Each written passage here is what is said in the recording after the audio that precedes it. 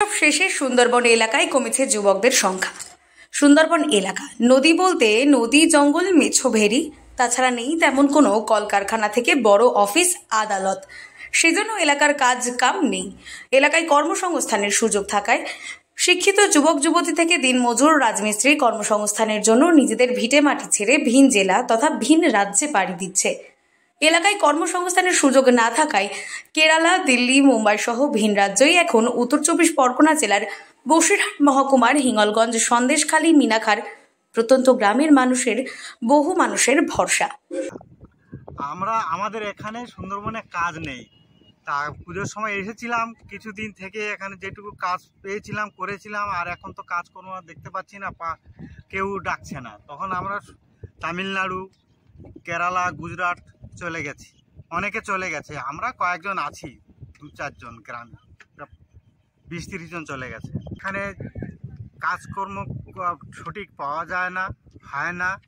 আমাদের তো ইনকাম করে খেতে হবে, সেটা আমরা সুযোগ সুবিধা হয় না। সেই জন্য আমরা কেরালায় বা গুজরাট, ব্যাঙ্গালোর চলে গেছি। প্রায় 8 মাস বা 10 মাস কাজ করে আবার সময় মতন চলে আসি। 100 দিনের কাজও বন্ধ। এলাকায় মেছো ভেরি ছাড়া তেমন কোনো কলকারখানা নেই। আয়ের সুযোগ না থাকায় পরিবার ছেড়ে সেলাই, রাজমিস্ত্রি, দিনমজুরের কাজে ভিন রাজ্যে পাড়ি দিচ্ছেন। পুজোর উৎসবের কয়েকটা দিন পরিবারের সঙ্গে সময় কাটাতে তারা ঘরে ফেরেন। আর পুজোর মরশুম শেষ হতে না হতেই আবার কর্মসংস্থানের উদ্দেশ্যে ভিটেমাটি ছেড়ে ভিন জেলা তথা ভিন রাজ্যের উদ্দেশ্যে পাড়ি দেয়। সুন্দরবন আজ যুবকহীন এক কথা বলতে পারি আমরা, কারণ সুন্দরবনে কর্মসংস্থানের অভাব। এই কর্মসংস্থানের তাগিদে উৎসব শেষ হয়ে গেল। সমস্ত সুন্দরবনের যুবক সক্ষম যারা, তারা এখন সব তামিলনাড়ু, ব্যাঙ্গালোর, গুজরাট বিভিন্ন রাজ্যে কর্মসংস্থানের তাগিদে পাড়ি দিচ্ছে। তো সেটা আমাদের কাছে সত্যি খুব কষ্টের। যে স্বপ্ন নিয়ে সবাই গড়ে উঠেছে, বিভিন্ন সময় তারা তৈরি করে স্বপ্নগুলো, পূজার সময় আসে বাড়ি ফিরে। আবার এই প্রতি বছরই চিরাচরিত রীতি অনুযায়ী তারা সুন্দরবন থেকে উৎসব শেষ চলে যায় তারা জীবিকা তাড়নায় বিভিন্ন রাজ্যে।